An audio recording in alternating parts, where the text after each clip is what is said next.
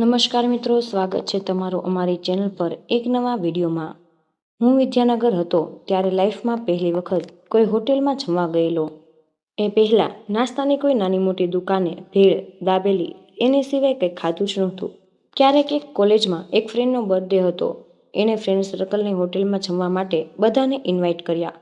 મેનુમાં જોઈએ કે ના જોઈએ એનો કોઈ મતલબ જ નહોતો, કેમ કે પનીરના 10-12 ટાઈપના શાક, બીજા કોઈ દિવસ જિંદગીમાં ના સાંભળ્યા હોય એવા નામવાળી વસ્તુ, 8-10 ટાઈપના સૂપ કેવા હોય એ ક્યારેય જોયું જ નહોતું।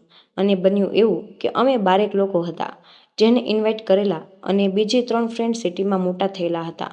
એમને હોટેલના ફૂડ અને એટિકેટ વિશે ખબર હતી, અને બાકીના અમે 8 લોકો બધા એક સરખા બાઘા જ હતા।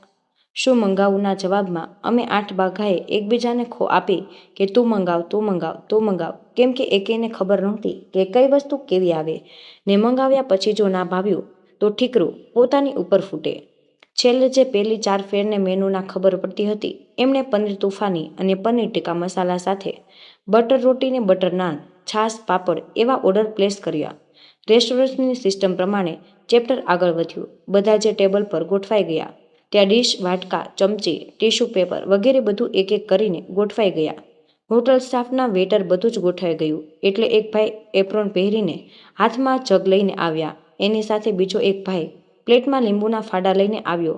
તો એક એક લીંબુનું ફાડું બાઉલમાં મૂકતા જાય અને જગવાળો ભાઈ હુંફાળું ગરમ પાણી વાટકામાં ભરતો જાય।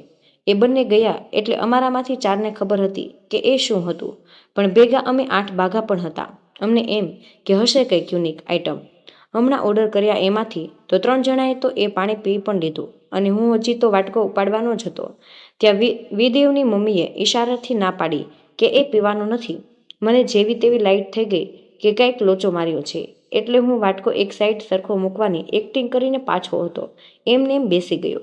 બાકી રહેલા બાઘાઓને પણ ધીમેકથી સમજાવી દીધું કે પીતા નહીં એ લાવ। જોકે હજી પણ મને તો એવું જ હતું કે જમવાનું આવશે ત્યારે એમાં કંઈક મિક્સ કરવાનું હશે, બાકી બીજું તો શું હોય।